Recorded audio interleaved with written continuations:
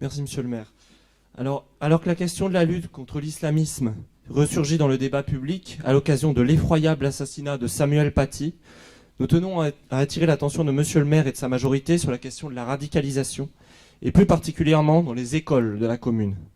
Force est de constater que cette question n'est jamais abordée, alors que partout en France, les langues commencent à se délier. De nombreuses personnes, parents d'élèves et professeurs, se font l'écho d'une montée lente et sourde de la radicalisation auprès d'élèves de plus en plus jeunes et de réactions de plus en plus violentes à l'égard du personnel enseignant.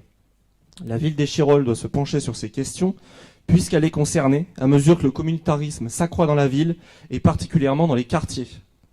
Ce processus de séparation, de sécession d'avec la communauté nationale, voulu et assumé par ceux qui s'en font les porte-voix, ne fait jamais l'objet d'aucun débat public au sein de l'équipe majoritaire. Pourtant, des voix s'élèvent sur le fait qu'il y a des signes de radicalisation dans certaines écoles d'Échirolles et des voix qui ne viennent pas de notre camp, et qui sont plutôt du camp carrément opposé. Bien sûr, personne n'en a jamais entendu parler auparavant, puisqu'il s'agit d'un sujet sur lequel l'omerta est la plus totale, à part nous évidemment qui ne cessons de nous exprimer sur ces questions. Et on peut comprendre que la majorité craint de s'exprimer sur ces sujets, puisqu'elle est particulièrement mal à l'aise, étant donné qu'elle a pris des décisions par le passé qui favorisent, on peut le dire clairement, le communautarisme dans les écoles. On pense notamment à la suppression du porc dans les cantines, un exemple parmi tant d'autres. Nous souhaitons donc connaître l'ampleur de ce phénomène dans les écoles d'Échirolles. Ces cas sont-ils fréquents et des signalements ont-ils déjà été faits par les professeurs des écoles concernées?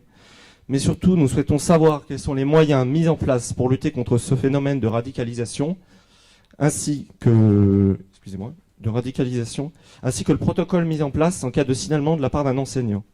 Les politiques de prévention effectuées à grands coups de millions depuis des décennies n'ont manifestement pas suffi. Et après l'assassinat de Samuel Paty, il y a encore eu des exemples à Nice, même ici à Échirolles, on a vu que la mairie a été bombardée, tout ça c'est lié.